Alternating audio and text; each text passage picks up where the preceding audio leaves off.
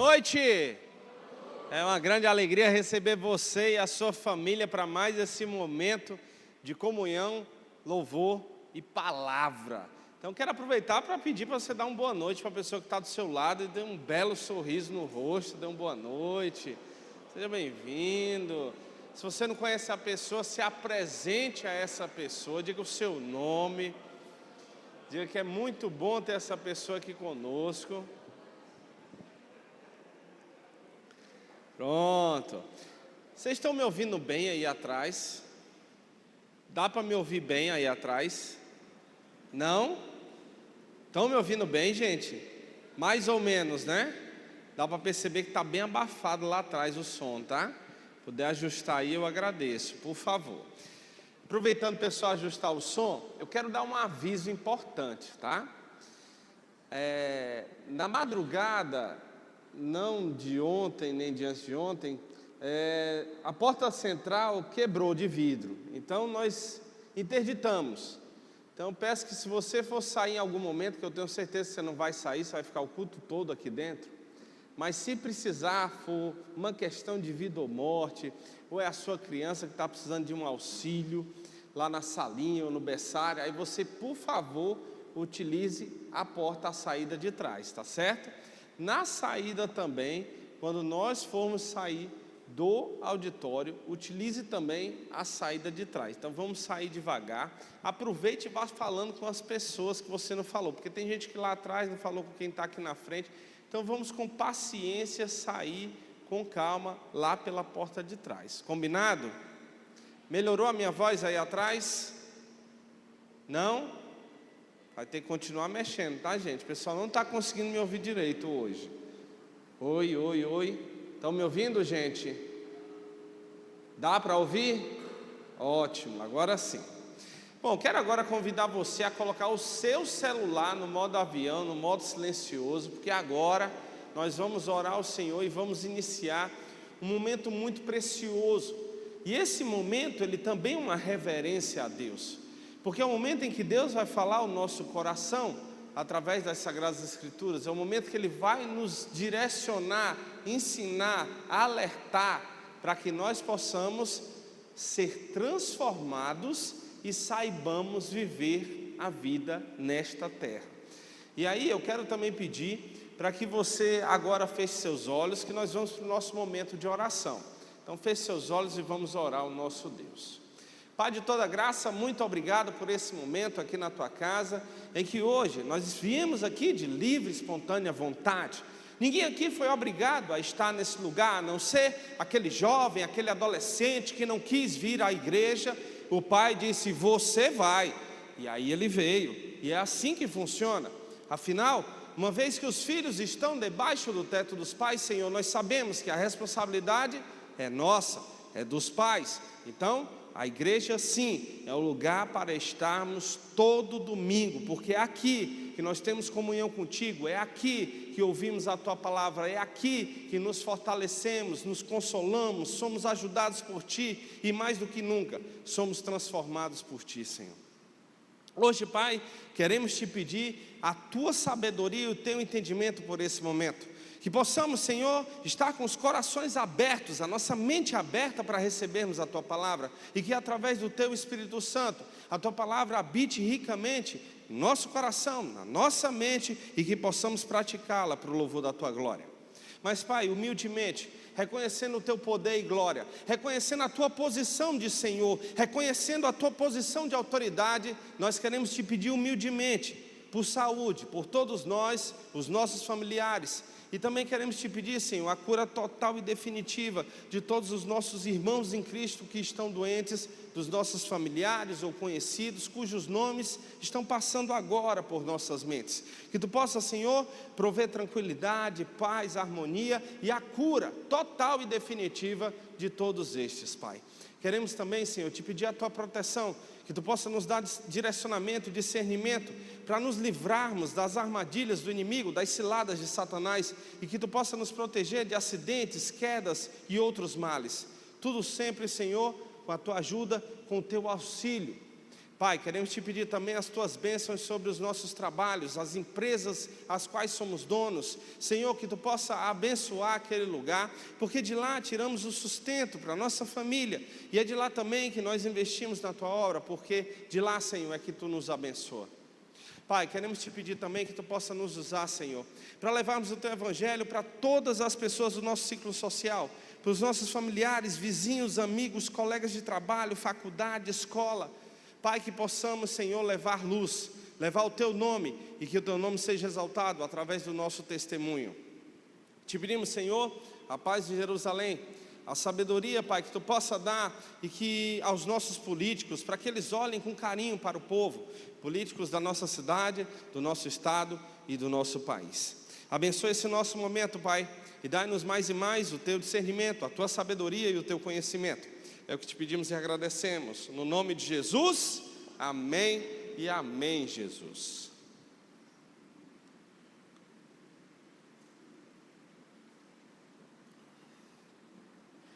Hoje falaremos sobre algo que talvez seja uma das maiores crises espirituais do nosso tempo.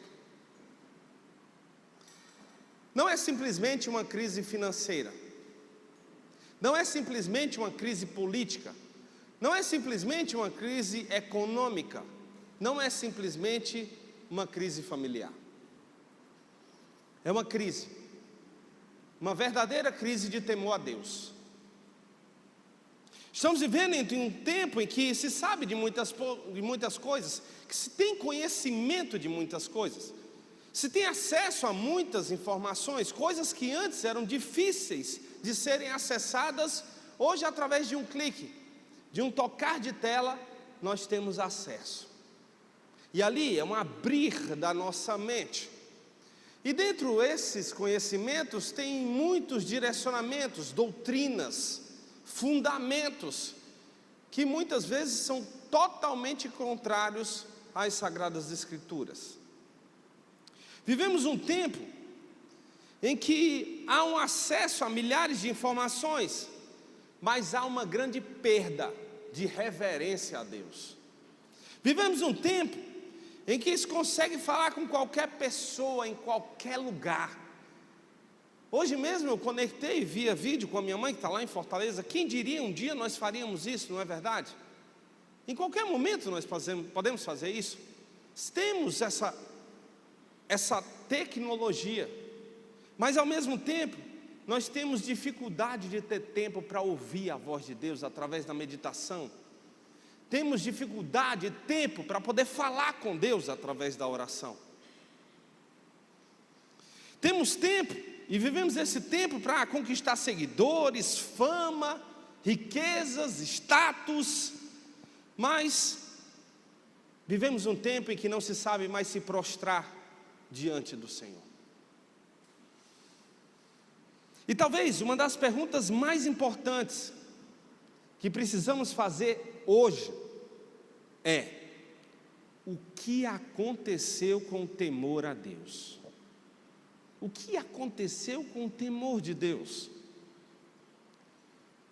Provérbios capítulo 1, versículo 7, é um texto que todos os filhos de Deus devem ter em mente. Um texto em que nós devemos levar todos os dias de nossas vidas, onde quer que nós estejamos. O texto diz: o temor do Senhor é o princípio da sabedoria, do conhecimento. Mas os insensatos, os tolos, desprezam a sabedoria e a instrução. Observe que a Bíblia diz que o temor do Senhor não é uma coisa secundária, não é uma coisa que nós podemos colocar em segundo plano, não é uma coisa que nós podemos deixar para depois, não é uma coisa que nós podemos dizer daqui a pouco. O texto é bem claro em dizer que o temor de Deus é o princípio, é o fundamento, é o começo, é o início. Quando o texto fala, ele não está falando que é só para pastor. O texto não está dizendo aqui, olha, o princípio, o temor de Deus é para pastor. Não. Aqui não está dizendo também que é para o líder. Não. Não é só para o líder, não é só para o pastor, é para todos nós.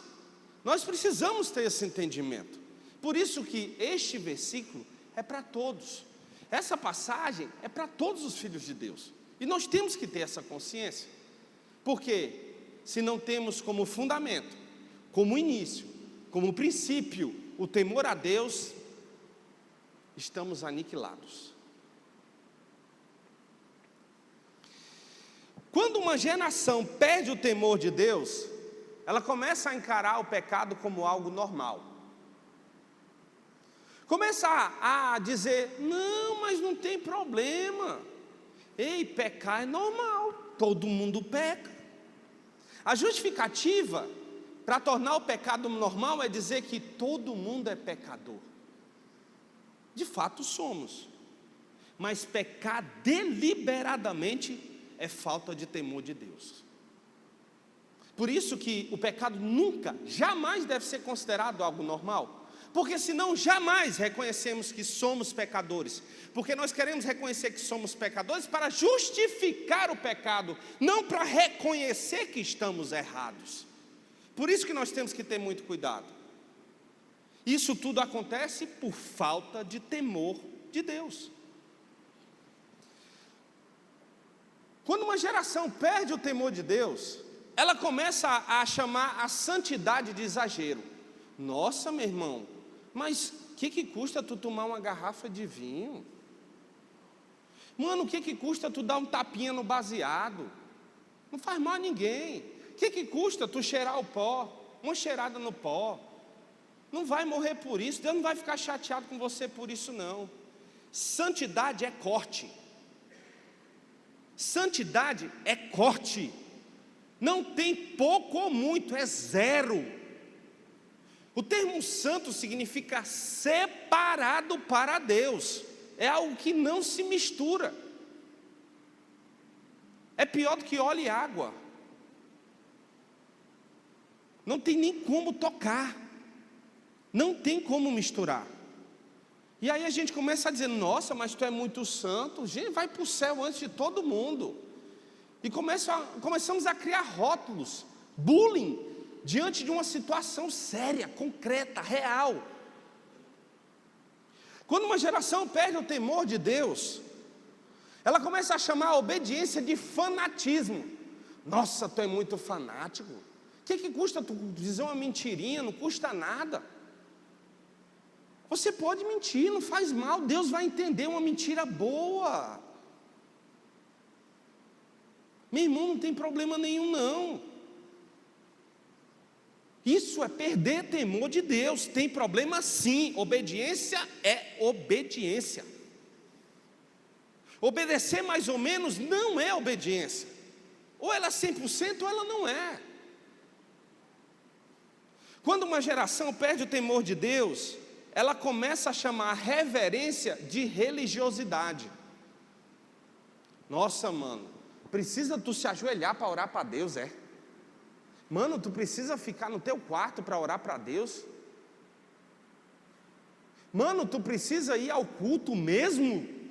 Assiste de casa, meu irmão. Por que tu não assiste no conforto do teu lado? Vai lá para a igreja, o ar-condicionado está calor. Eu me abando todo domingo lá.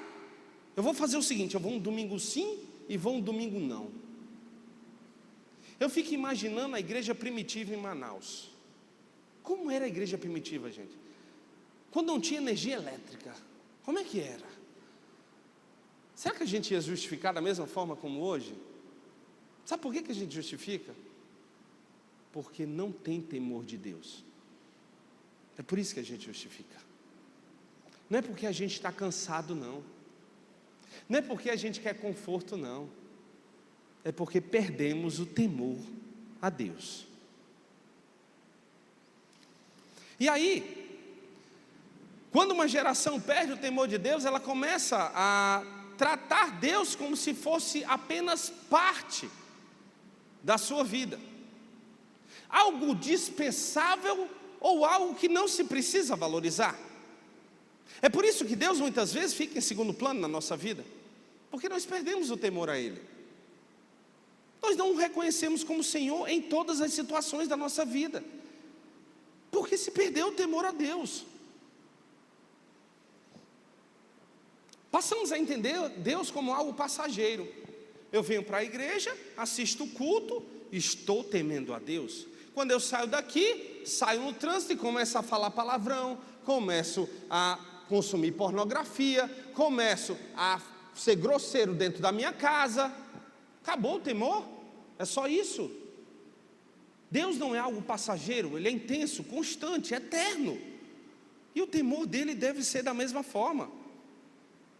Ele não deixou de existir, e Ele não vai deixar de existir. Deus não é uma parte da nossa vida. Deus é o Senhor da nossa vida. Ele é dono da vida. Foi Ele quem deu a vida. Mas o que é o temor de Deus?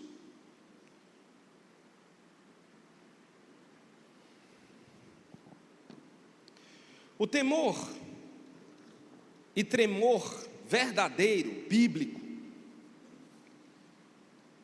envolve reverência, respeito, submissão, obediência, medo e consciência da santidade de Deus. Isso é temor de Deus. Não adianta a gente dizer e só vir ao culto, não adianta a gente só orar, não adianta só a gente meditar, não adianta só a gente participar do grupo de oração. É o conjunto. É reverência de Deus no nosso trabalho, no trânsito, em casa, na rua, sozinhos. É submissão a Deus e obediência onde quer que nós estejamos. É testemunhar Jesus Cristo lá no ônibus, a caminho do trabalho, no trabalho. É olhar para Deus e dizer: Senhor, Tu és Deus, eu não sou. Tu és Criador, eu sou criatura. Tu és Pai, eu sou filho. É reconhecer. E nós não temos reconhecido Deus quem Ele é. A cada dia que tem passado, nós temos olhado, quer dizer, temos esquecido de Deus. E essa é a geração que tem vivido mais isso. Eu não estou falando só de jovens, eu não estou falando só de casados, eu estou falando quem está vivo agora.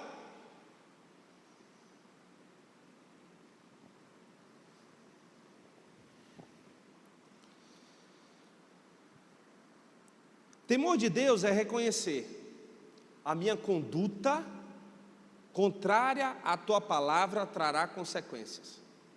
É reconhecer: minha opinião não está acima da tua, Senhor.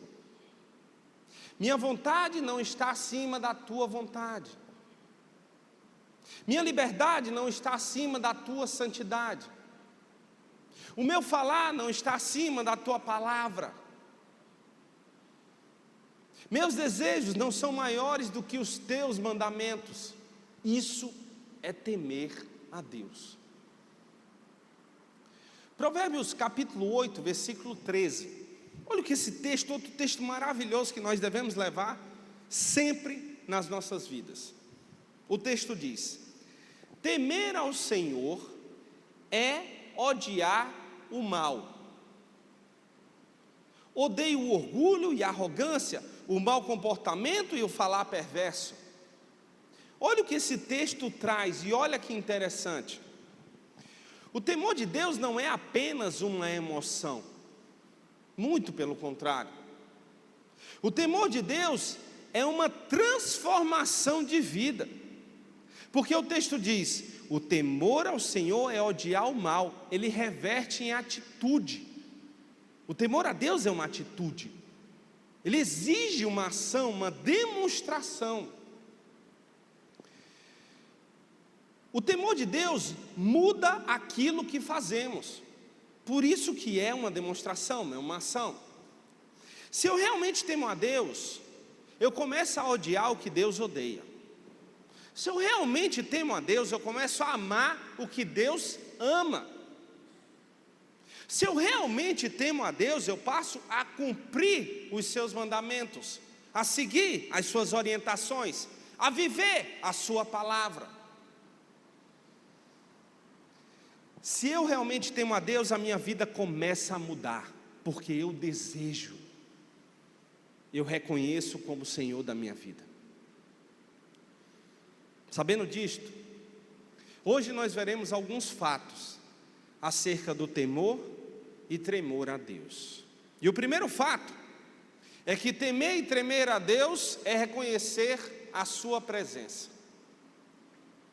Talvez uma das maiores perdas do tempo atual, do tempo em que vivemos, seja perdemos a consciência da presença de Deus.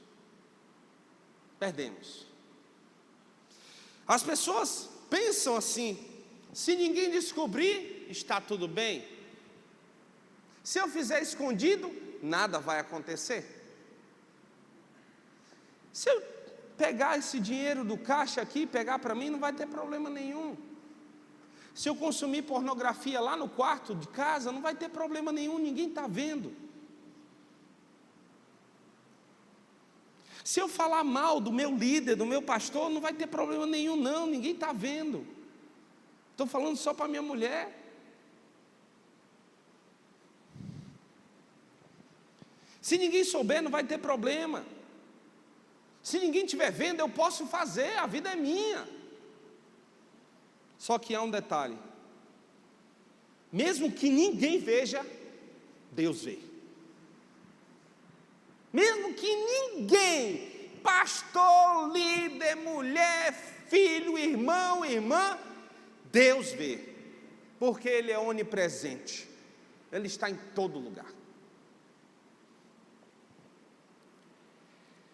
Quando eu paro para analisar sobre a presença de Deus e reconhecer a presença de Deus, e eu falo muito sobre isso, é um personagem bíblico que me encanta, é José. Lá em Êxodo capítulo 39, a esposa de Potifar tentou seduzir José. E olha a posição que José tinha. Ele era o homem mais importante naquela casa. Ele podia tudo, ele mandava em tudo. Ele tinha uma posição de status. E ele poderia pensar: meu patrão não está aqui, se ninguém souber, não vai ter problema. Se ninguém ver, não vai ter problema. Eu tenho uma grande oportunidade. Eu posso tomar o lugar do meu patrão. Eu posso ter relações com a mulher dele e assim ser o patrão no lugar dele. Ele poderia pensar isso. Mas José não fez. Olha como José responde.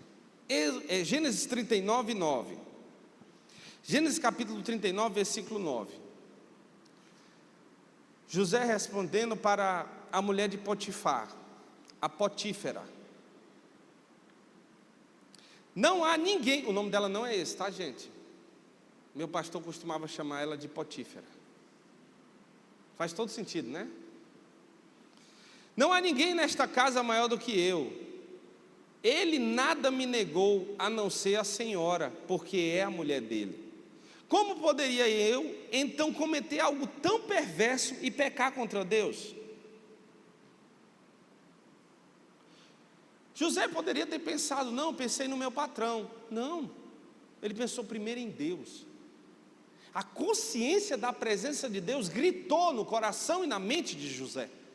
Por isso que ele respondeu dessa forma. Por isso que a consciência de Deus tem que gritar, a presença de Deus tem que gritar na nossa mente, no nosso coração, onde quer que nós estejamos. Porque aí sim nós diremos não ao pecado. Aí sim nós diremos sim à santidade de Deus. Aí sim nós viveremos e testemunharemos Jesus Cristo.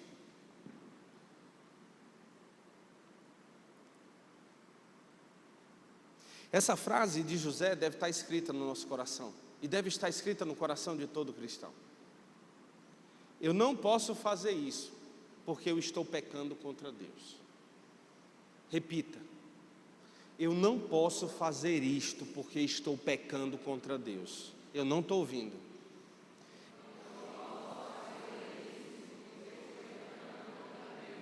Eu não posso fazer isto, porque estou pecando contra Deus.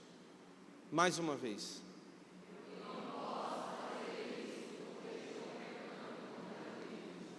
Você vai colocar no seu celular como descanso de tela: eu não posso fazer isso, pois estou pecando contra Deus.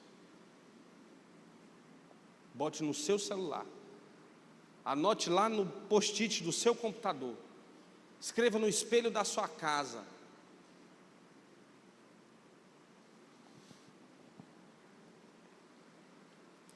o fato não era apenas medo de ser descoberto, era temor e tremor a Deus. Porque José reconhecia a presença de Deus, onde quer que ele estivesse. É tanto que em tudo que José fazia dava certo, porque Deus estava com ele. E essa consciência que nós devemos ter, porque senão, nós não vamos temer a Deus, não vamos respeitar Deus, não vamos ter reverência a Ele. Não. José entendeu algo que esta geração precisa recuperar: Deus está presente onde ninguém está. Deus está presente onde ninguém está. E isso é o que traz a consciência da presença de Deus, e é isto que todos nós devemos ter. Amém? Segundo fato: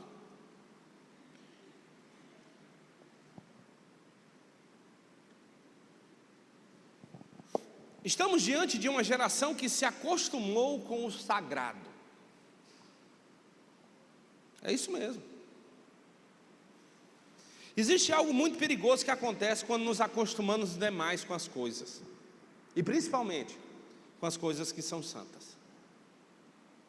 Aquilo que deveria provocar reverência, aquilo que deveria provocar temor, aquilo que deveria provocar medo, aquilo que deveria provocar respeito, começa a parecer comum e sem valor.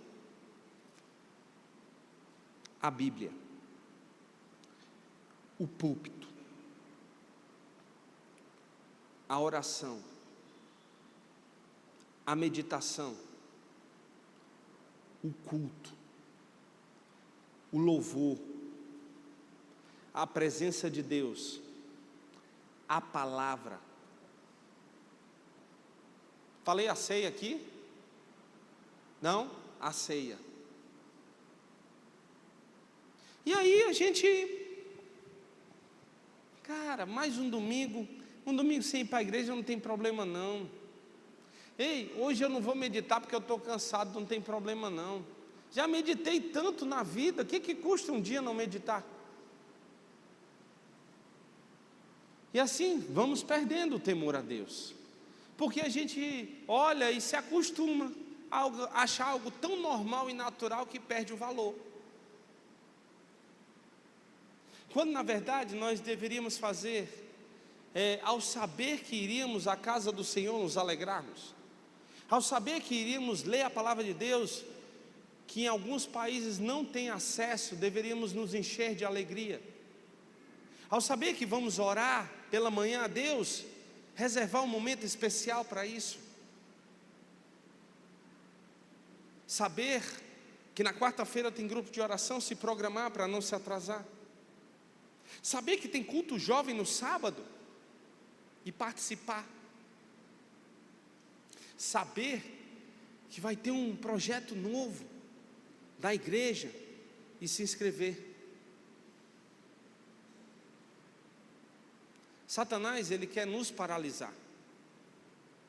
E ele consegue quando nós nos acostumamos e passamos a desvalorizar aquilo que é natural do dia a dia, do corriqueiro, do cotidiano. Fala para mim, todo dia é igual para você? Todo dia é igual para você? Deus fez todo dia diferente, para que nos relacionemos com Ele todos os dias de uma forma. Nunca uma conversa vai ser a mesma com Deus, porque Ele quer justamente esse dinamismo. E sabe o que faz com que caia na rotina? Sabe quem é o culpado disso tudo? Somos nós. O culpado disso tudo somos nós. Deus não tem culpa não. Nós é que estamos deixando de fazer por achar que não tem resultado. E aí nós perdemos a fé, a esperança. Nós que deixamos de fazer por achar que o mundo não tem mais jeito, quando na verdade Deus nos deu a esperança da vida eterna, e nós devemos levar a mais e mais pessoas. E isso não é só por um momento, não é só por um minuto, são todos os dias.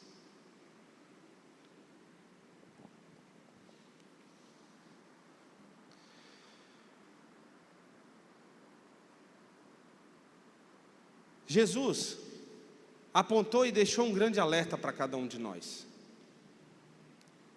Lá em Mateus capítulo 15, versículos 7 ao 9. Olha o que ele diz: hipócritas, bem profetizou Isaías acerca de vocês, dizendo: este povo me honra com os lábios, mas o seu coração está longe de mim. Em vão me adoram, os seus ensinamentos não passam de mandamentos ensinados por homens. Lembra o que a gente falou no início? Da informação, do acesso à informação? Esses são os ensinamentos dados por homens, doutrinas, falsas doutrinas.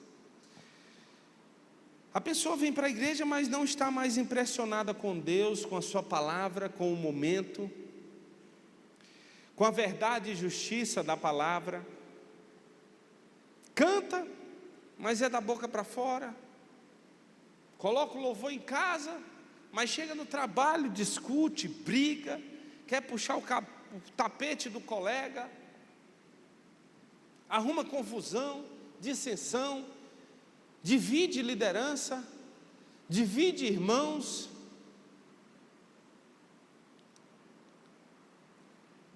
Ouve, mas não obedece, medita, mas não obedece, levanta a mão, mas não entrega o coração.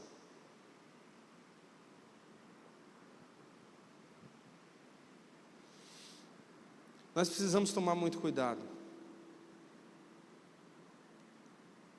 porque é nesse caminho que nós passamos a não reconhecer o agir de Deus nas pequenas e nas grandes coisas. E aí sabe o que nós nos tornamos? Ingratos e murmuradores. E a culpa toda é nossa novamente, porque ao invés de nos atermos a um novo dia que nós temos e valorizarmos esse novo dia, nós reclamamos. Aí sabe o que a gente diz? Amanhã é segunda-feira, meu Deus do céu, tudo de novo. Amanhece o dia, já discute em casa. Amanhece o dia, já diz, meu Deus, mais um dia de sofrimento. E ali nós começamos a experimentar da ingratidão, do murmúrio. E aí, o que vai acontecer? Como é que Deus vai conseguir trabalhar na nossa vida com essa incompatibilidade? Se nós dizemos que nada de bom vai acontecer, nós não cremos que Deus age. E nós estamos indo para o buraco. Nós precisamos acordar. Nós precisamos de manhã cedo, na segunda-feira, dizer: Senhor, muito obrigado, mais uma oportunidade que eu tenho. Eu tenho saúde, eu tenho uma casa, eu tenho família, eu tenho igreja, eu tenho os meus irmãos e agora eu vou trabalhar. Eu não estou dizendo que o seu trabalho é perfeito. Eu não estou dizendo que a sua vida é perfeita. Eu estou dizendo que nós temos uma grande oportunidade de fazer diferente e de viver o temor e tremor a Deus.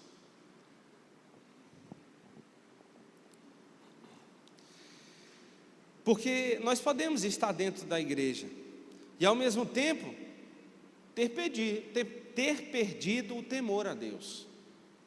A gente pode estar no grupo de oração, gente pode estar lá nos jovens, nos adolescentes, a gente pode estar na participação, pode estar até aqui em cima tocando, mas podemos ter perdido o temor a Deus.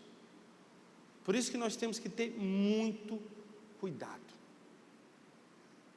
Muito cuidado. Terceiro fato.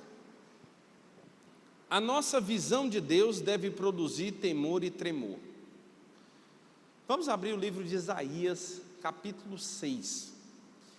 E nós vamos ler os versículos 1 ao 5. Isaías, capítulo 6, versículos 1 ao 5.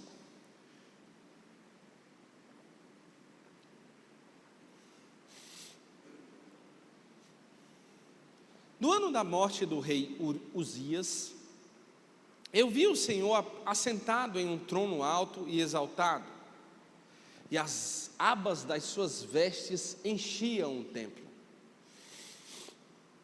Acima dele estavam os serafins, cada um deles tinha 6 asas, com 2 cobriam o rosto, com 2 cobriam os pés, e com 2 voavam. E proclamavam uns aos outros: Santo, Santo, Santo, é o Senhor dos exércitos. A terra inteira está cheia da sua glória. Ao som das suas vozes, os batentes das portas tremeram, e o templo ficou cheio de fumaça. Então gritei: ai de mim, estou perdido, pois sou um homem de lábios impuros, e vivo no meio de um povo de lábios impuros. Os meus olhos viram o Rei, o Senhor dos exércitos. Isaías entra no templo. Ele tem uma visão do Senhor. E olha como Isaías vê o Senhor do alto. Uma visão extremamente bela. Suas vestes enchem o templo. E ali na posição do Senhor, Isaías vê anjos, serafins. E os anjos estão exaltando Deus. Olha o tamanho dessa visão de Isaías. E o que é que esses anjos diziam? Santo, Santo, Santo é o Senhor dos exércitos, a terra inteira está cheia da sua glória. Como é que você se sentiria tendo uma visão de Deus assim? Sabe como Isaías se sentiu? A pior pessoa do mundo. E por que ele se sentiu assim? Porque ele entendeu quem Deus é e quem ele era. Isaías não olhou para aquela visão e disse: nossa, que interessante. Não, peraí, deixa eu postar isso aqui.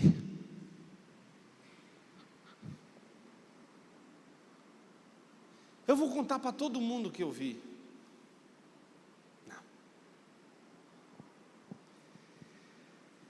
Ele disse: ai de mim, estou perdido. Mas por que ele fez isso? Porque Isaías viu a santidade de Deus, viu o quanto Deus separa, Ele é separado do mal, da iniquidade, do pecado, da falha. E ali ele percebeu a sua condição. É por isso que uma visão correta de Deus produz uma visão correta de nós mesmos. E a pergunta que fica é: qual é a nossa visão de Deus? Qual é a nossa visão de Jesus Cristo? Ao olharmos para a cruz, ao vermos o sacrifício de Jesus Cristo, ao vermos os seus passos, os seus ensinamentos, ao vermos os seus milagres, ao vermos o que Ele fez por nós até agora em nossas vidas. Qual é a nossa visão? Quando Deus fica pequeno na nossa mente, o nosso ego fica enorme. Mas quando Deus volta a ocupar o lugar que merece, nós entendemos: eu dependo da graça, eu dependo da misericórdia, eu dependo do perdão, eu preciso me arrepender, eu preciso de Deus, eu preciso amar, eu preciso perdoar. Sem essa visão de Deus, de Jesus Cristo, é impossível temermos a Deus. Talvez o problema dessa geração não é porque ela pecou demais, porque o pecado existe há muito tempo no mundo.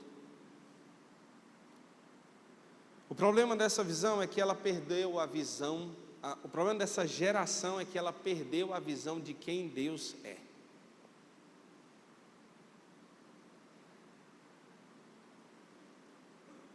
Quarto fato: temor e tremor de Deus é um ato de reverência. Êxodo capítulo 3, versículos 1 ao 5. Olha o que o texto diz, Êxodo 3, 1 ao 5. Moisés pastoreava o rebanho do sogro, Jetro, que era sacerdote de Midian. Um dia, levou o rebanho para o outro lado do deserto e chegou a Horebe, o monte de Deus. Ali, o anjo do Senhor lhe apareceu em uma chama de fogo que saía do meio de uma sarça. Moisés viu que, embora a sarça estivesse em chamas, não era consumida pelo fogo. Moisés então pensou: vou me aproximar para ver essa coisa impressionante. Por que a sarça não se queima? Quando o Senhor viu que ele se aproximava para observar, Deus o chamou do meio da sarça: Moisés, Moisés, aqui estou. Ele respondeu. Então Deus disse: não se aproxime, tire as sandálias dos pés, pois o lugar em que você está é terra santa. Moisés vê a sarça ardente, ele se aproxima, e então ele fica impressionado. Ele diz: eu vou lá, vou chegar mais perto, que eu quero ver, que coisa interessante, não está sendo consumida pelas chamas. E o que é que Deus diz? Não se aproxime, tire as sandálias dos pés, pois o lugar em que você está é terra santa. Por que Deus disse isso? Porque Moisés precisava entender: você está diante de Deus. É por isso que a presença de Deus exige reverência. Agora, quando é que nós estamos na presença de Deus? É quando nós vemos ao culto? É quando nós vamos para o grupo de oração? É quando nós estamos meditando? Ou só quando nós estamos orando? É em todos os momentos. Em todos os momentos nós estamos na presença de Deus. É por isso que a reverência ela deve ser constante a Deus. Nós estamos na sua presença quando deitamos, quando acordamos, quando estamos estudando, trabalhando, quando vamos ao banheiro, quando viajamos de férias, quando viajamos a trabalho, quando pedalamos, quando nos exercitamos na academia, quando corremos uma maratona, quando estamos fazendo um bolo, um doce, um salgado, quando estamos no estacionamento da igreja, na sonoplastia, servindo na banda, servindo na obra da igreja, servindo no berçário, nos kids, nos jovens, nos teens, servindo na manutenção da igreja. Onde quer que nós estejamos, a reverência deve ser constante, porque Deus deixa a sua presença conosco todo o tempo que nós estamos aqui. Hoje, nós precisamos recuperar a consciência de que quando nos reunimos para o culto, para orar, para meditar, ou estar em comunhão, não estamos simplesmente participando de um evento. Lembra? Quando a gente começa a tratar como isso normal, a gente diz: não, eu vou à igreja para realizar a minha responsabilidade social. Não, não é isso. Quando nós estamos vindo ao culto, nós estamos no momento da consciência de que estamos indo para um momento em comunhão. entre Deus e nós, a igreja. Estamos aqui agora diante do Deus vivo, mas quando nós sairmos daqui, nós também estaremos. Quando estivermos na nossa casa, nós também estaremos. No trabalho e onde quer que estejamos. Quando nós entendemos isso, a nossa maneira de realizarmos todas as coisas muda. A nossa maneira de cantar, a nossa maneira de ouvir, a nossa maneira de falar, a nossa maneira de se expressar, a nossa maneira de louvar, a nossa maneira de servir, a nossa maneira de meditar. Tudo muda, porque nós estamos tendo a consciência da presença de Deus, e isso é reverência. Por isso que temor a Deus exige reverência. Só assim nós mudaremos também a nossa maneira de viver. Amém? Quinto fato: temor é buscar o Senhor, não somente as promessas do Senhor. Isaías capítulo 1, versículo 19. Olha o que esse texto diz: se vocês estiverem dispostos a obedecer, comerão os melhores frutos desta terra. O texto não diz assim: se você quiser, você obedece, se não quiser, está tudo bem. O texto fala de disposição. A disposição não exige vontade. Ela não exige vontade. Quando se está disposto, não precisa ter vontade. A vontade fica para trás. Disposição é ação.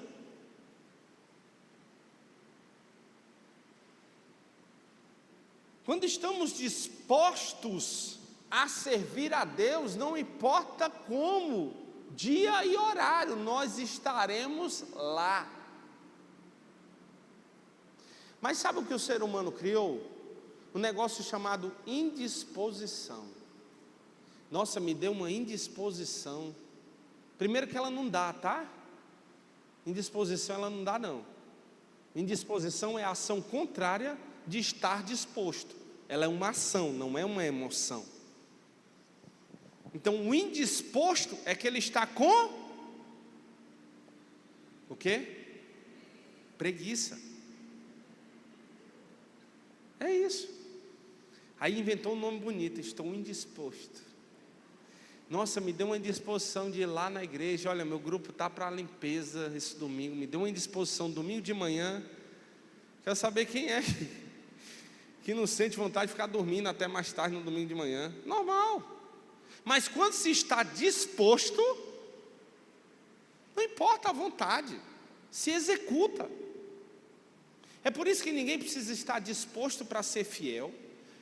Aliás, ninguém precisa ter vontade para ser fiel, tem que estar disposto. É por isso que ninguém precisa ter vontade para transmitir confiança. Você precisa estar disposto. É por isso que ninguém tem que ter vontade de trabalhar, tem que estar disposto a trabalhar.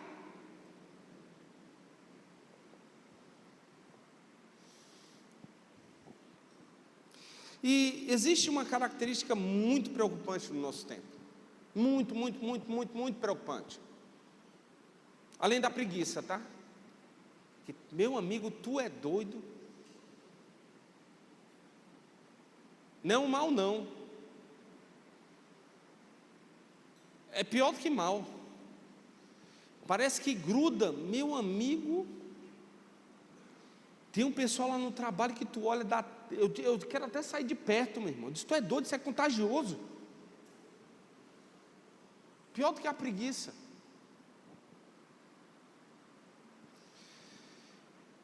Muita gente quer: Deus me abençoa, Deus abre a porta, Deus opera um milagre, Deus faz prosperar, Deus resolve esse problema para mim.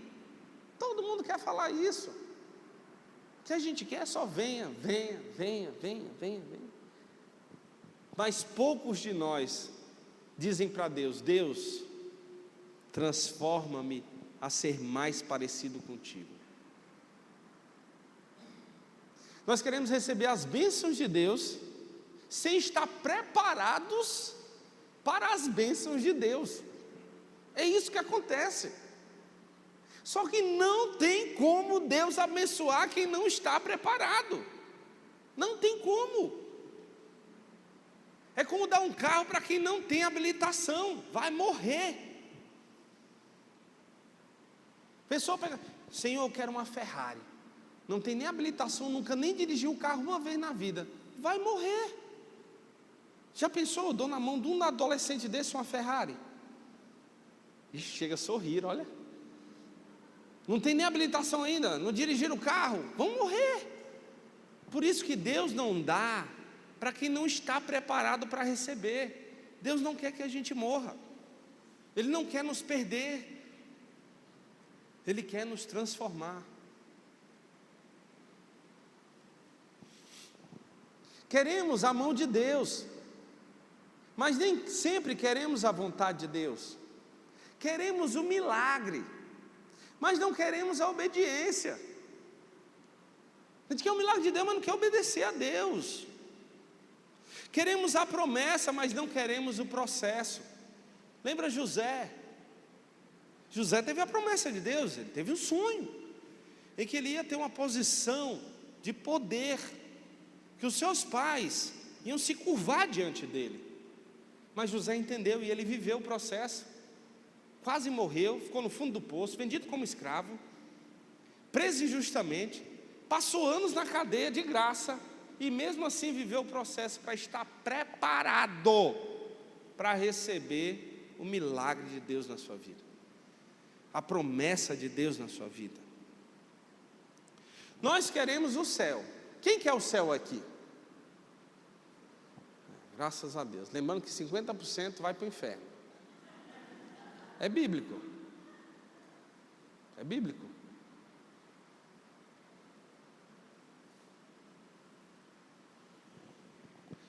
Todo mundo quer ir para o céu. Mas quem quer santidade? Quem quer santidade? Amém, glória a Deus, não precisou pedir, né? Meu Deus do céu, está vendo como é? Parabéns, você que está prestando atenção na mensagem. É isso. Quem quer o céu? Quem quer santidade? Deus está vendo. Levanta a mão bem alto, levanta de baixinho não. Isso, popinho alto. Quem quer santidade? Está vendo, Senhor, né? Amém. Vamos buscar santidade. Tudo começa com a decisão. Tudo começa com a decisão. Vamos lá, vamos conseguir. Queremos Jesus como Salvador, mas temos dificuldade de recebê-lo como Senhor. Quem quer Jesus como Salvador? E quem quer reconhecer Jesus como Senhor todos os dias? Amém, Senhor. Tem que ser todo dia. A gente quer ser salvo, mas para ser salvo tem que reconhecer Jesus como Senhor. E é viver Jesus todos os dias. É por isso que o temor de Deus, ele corrige, ele ajusta isso para nós.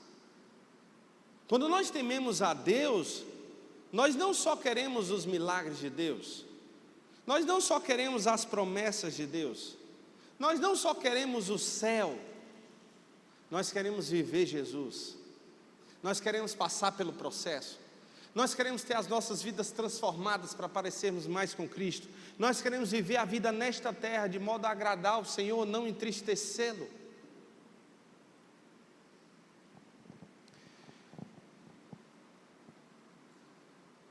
Porque quem teme a Deus não pergunta apenas: o que Deus pode fazer por mim? Não é só essa pergunta. Deus pode fazer muitas coisas por nós.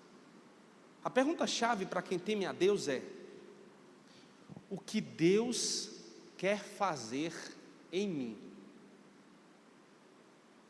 Vamos todos falar: Senhor, o que tu queres fazer em mim? É essa a pergunta que nós temos que fazer. Amém? Sexto fato. A falta de temor e tremor normaliza o pecado. Isaías capítulo 5, versículo 20. Olha o que esse texto diz. Isaías 5, 20. Ai dos que ao mal chamam de bem e ao bem mal, que fazem das trevas luz e da luz trevas, do amargo doce e do doce amargo. Vivemos em um tempo em que muitas coisas que a Bíblia chama de pecado passaram a ser tratadas como normais. Normal. Se separou? Normal. Traiu? Normal. Caiu em pecado? Normal. Matou? Normal. Se drogou? Normal. Chamou palavrão? Normal. Agrediu? Normal. Roubou? Normal. O mundo está sem jeito.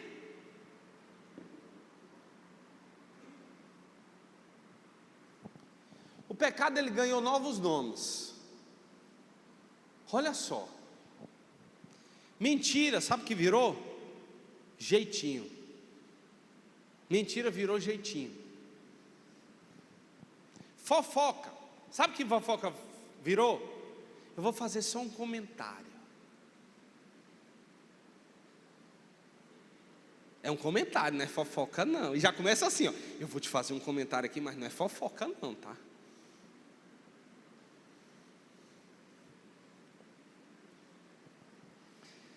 Inveja. Inveja virou competição. Não é inveja, meu irmão, é uma competição, viu? Estou só competindo. Todo mundo é livre para competir. Todo mundo é livre para ser o que quiser. É o slogan do mundo. Orgulho. Rapaz, tem a personalidade forte. Olha, eu tenho uma personalidade forte. Nada, sou orgulhoso. Imoralidade. Sabe o que foi que virou imoralidade? Liberdade. Imoralidade virou liberdade.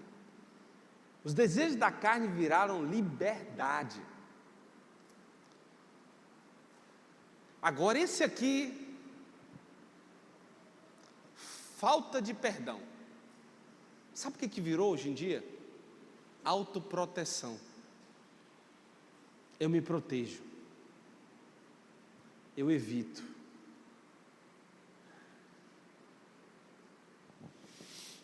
E assim, a nossa consciência vai sendo anestesiada, a nossa consciência vai sendo consumida de um fato que vira mentira, de uma mentira que vira fato, e nós vamos vivendo nesse mundo destrambelhado, perdendo o temor a Deus, achando que tudo é normal,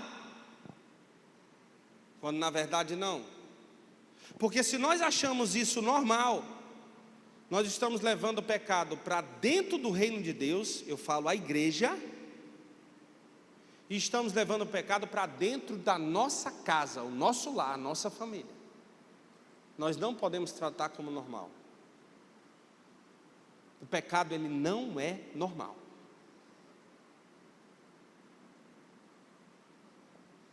Por isso que eu falo, e eu falo para o líder: líder, soube alguma coisa, vem falar comigo. Nós não podemos ser coniventes com o pecado de ninguém. De ninguém. Porque se nós formos coniventes com o pecado de alguém, o pecado vem para a nossa vida. Isso é muito sério.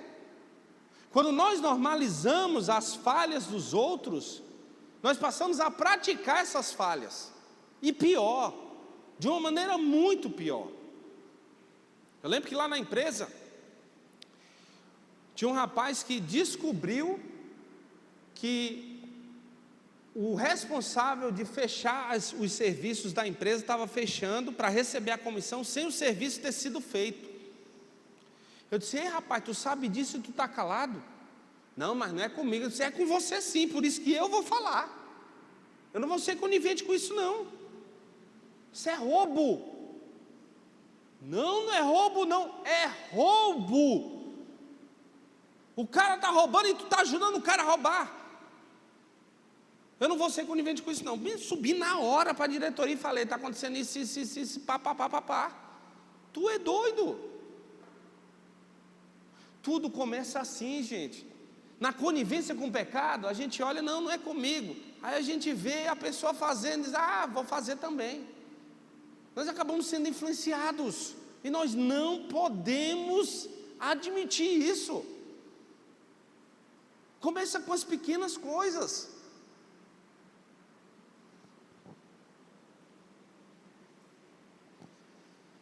E Deus nos traz uma grande advertência sobre isso hoje. Ai dos que ao mal chamam de bem e ao bem mal. Ai, cuidado. Nós temos que ter muito cuidado com isso. Quando a sociedade perde o temor de Deus, ela começa a inverter os valores.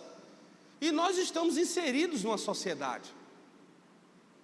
Quando a gente sai, vai lá para o trabalho, nós estamos na sociedade. E ali os valores são invertidos. E qual é o nosso papel? É não inverter os valores. Por quê? Porque a igreja não segue cultura. O corpo de Cristo, nós, membros do corpo de Cristo, não seguimos uma cultura. Nós seguimos a palavra da verdade, a palavra da justiça, a palavra de Deus. É por isso que a igreja foi chamada para ser luz.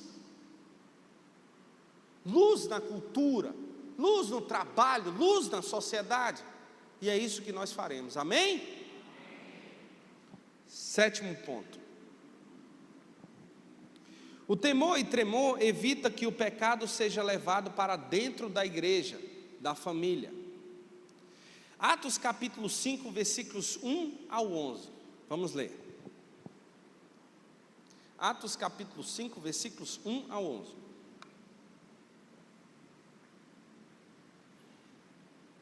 Um homem chamado Ananias, com Safira, sua esposa, também vendeu uma propriedade. Com o conhecimento da mulher, ele reteve parte do dinheiro para si, mas levou o restante e o depositou aos pés dos apóstolos. Então Pedro perguntou: Ananias, como Satanás encheu o seu coração para mentir ao Espírito Santo e guardar para você uma parte do dinheiro que recebeu pela propriedade?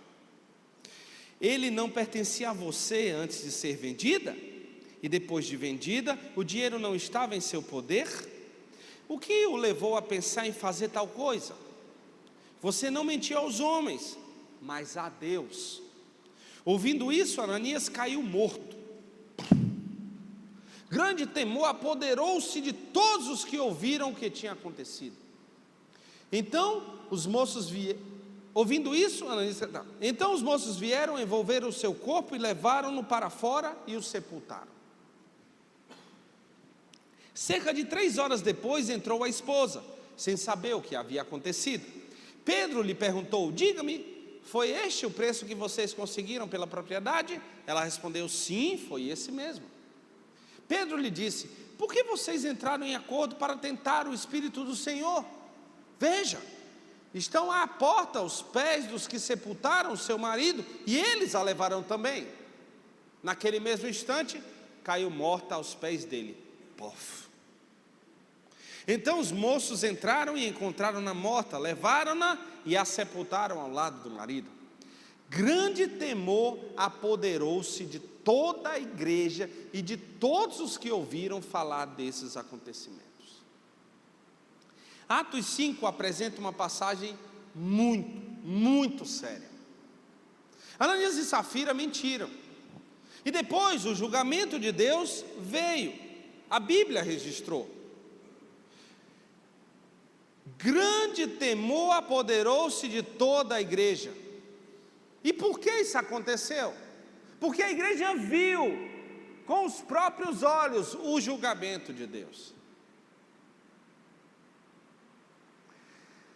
Por que Lucas registra isso? Porque havia uma mensagem a ser transmitida a todos nós. E sabe qual é a mensagem? Deus é santo. E ninguém brinca com Deus.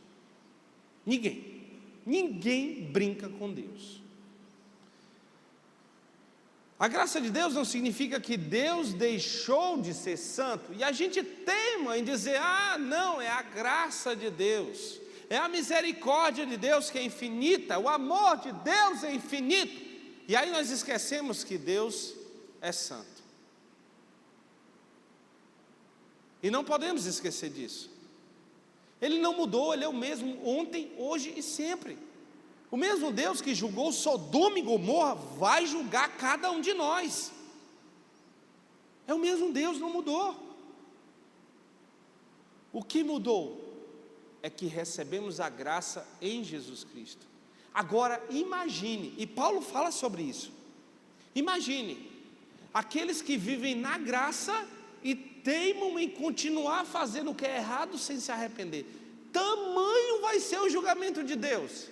Pare para pensar. Jesus vai dizer assim: você brigou com o meu sacrifício? Você brincou com o meu sacrifício? Você acha que é brincadeira pegar e subir naquela cruz, derramar sangue por quem não merece? Você brincou diante de mim quando você levantou a sua mão, recebeu Jesus? Você brincou diante de mim quando você se batizou? Você brincou diante de mim quando estava me servindo, tocando? Quando estava me servindo, dando aula, quando estava me servindo, evangelizando? Não podemos brincar com Deus. Deus é santo. E Deus está deixando essa mensagem novamente hoje aqui. O temor tem que se apoderar de nós agora, diante dessa mensagem, diante do que Deus está falando para cada um de nós. Nós temos que temer e tremer a Deus. E não é só agora não, é de agora em diante, todos os dias de nossas vidas, com reverência, respeito, com submissão, com obediência.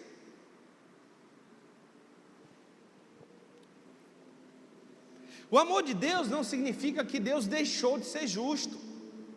A gente que olhar para o amor de Deus e dizer: nossa, Deus morreu na cruz por mim, então pronto, Ele deixou de ser justo. Não, Ele vai dizer: o que é que você fez com o meu sacrifício na cruz?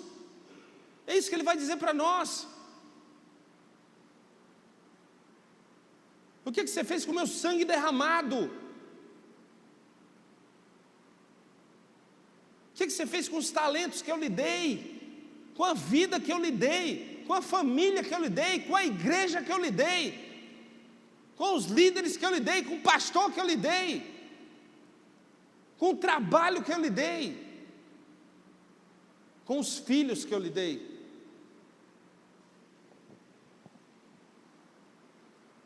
A misericórdia de Deus não significa que podemos brincar com o pecado. Pecado não é brincadeira, pecado não é brincadeira. Sabe o que Deus está dizendo para cada um de nós? Chega, acabou, chega. Está na hora de viver os propósitos de Deus, está na hora de temer a Deus verdadeiramente, está na hora de abandonar o pecado, chega de normalizar o pecado, chega de apoiar o pecado.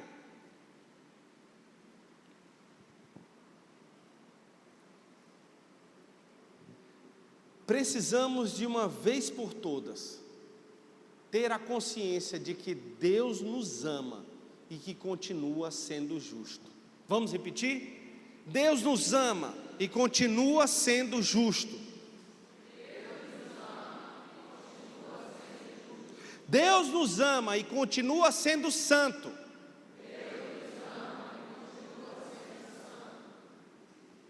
Tendo essa consciência, esse temor e tremor de Deus, nós passamos a evitar, fugir do pecado, passamos a não normalizar o pecado, passamos a não mais apoiar o pecado.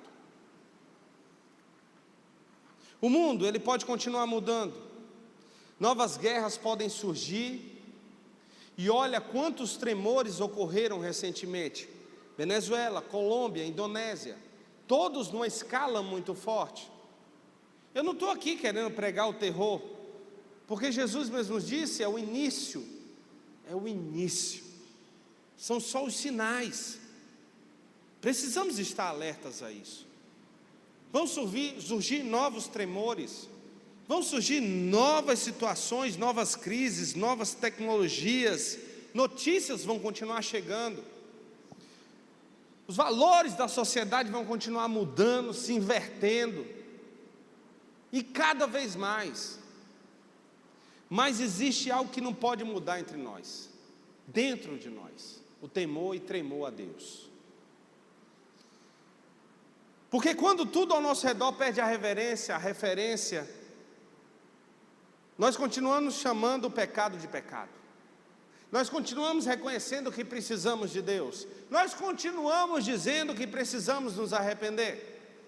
Nós continuamos nos incomodando quando fazemos algo errado. Quando o mundo chama o pecado de normal, nós continuamos chamando o pecado de pecado. Quando o mundo diz, faça o que você quiser, sabe o que nós vamos dizer? Senhor, o que tu queres de mim? Quando ninguém estiver olhando, nós vamos lembrar, Deus está vendo. Quando estivermos diante de uma tentação, lembraremos de José. Como eu poderia tentar contra Deus e fazer uma perversidade dessa? Quando estivermos diante da presença de Deus, lembraremos de Moisés. Nós vamos ter reverência todos os dias da nossa vida, respeito, obediência, submissão ao nosso Deus. E isso é tirar as sandálias dos pés.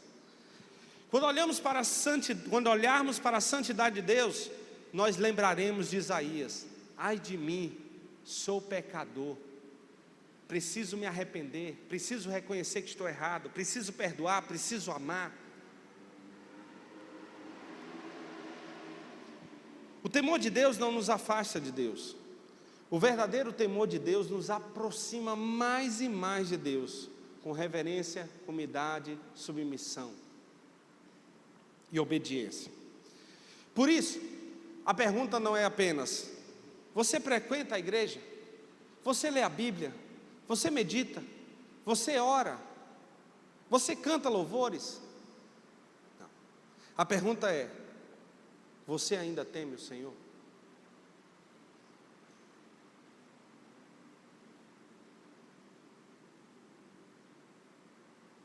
Você ainda teme o Senhor? Oremos. Pai de toda graça, muito obrigado pela Tua palavra, por esse momento.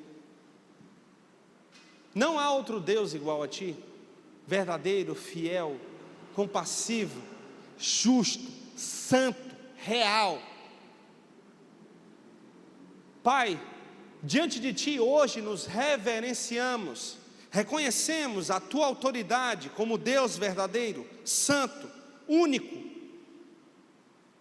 E hoje queremos diante de Ti, Te pedir perdão pelas nossas falhas, pelos nossos erros. Queremos hoje, Senhor, diante de Ti, Te reconhecer como Senhor de nossas vidas, não somente agora, mas pelo resto de nossas vidas nessa terra. Queremos ser submissos, obedientes. Queremos, Senhor, Te respeitar, Te amar. Queremos, Senhor, dizer não ao pecado. Queremos não normalizar o pecado. Queremos estar dispostos a Te obedecer todos os dias. Queremos estar dispostos a sermos gratos.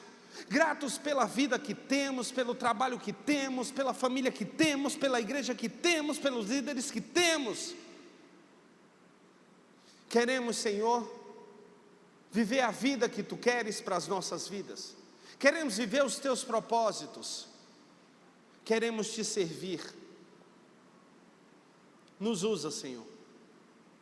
E lembra a cada um de nós que devemos temer a Ti, porque Tu és o único Deus verdadeiro, santo, que tem todo o poder, toda a glória, toda a honra. Nos ajuda, Senhor, a sermos homens e mulheres que temem a Ti, não só por um momento, não só por um dia, não só por uma noite, mas pelo tempo que estivermos nesta terra. É o que te pedimos e agradecemos, no nome de Jesus, amém e amém. Jesus, Deus abençoe você, Ele deu uma semana maravilhosa, com muito amor e temor a Deus. Deus abençoe.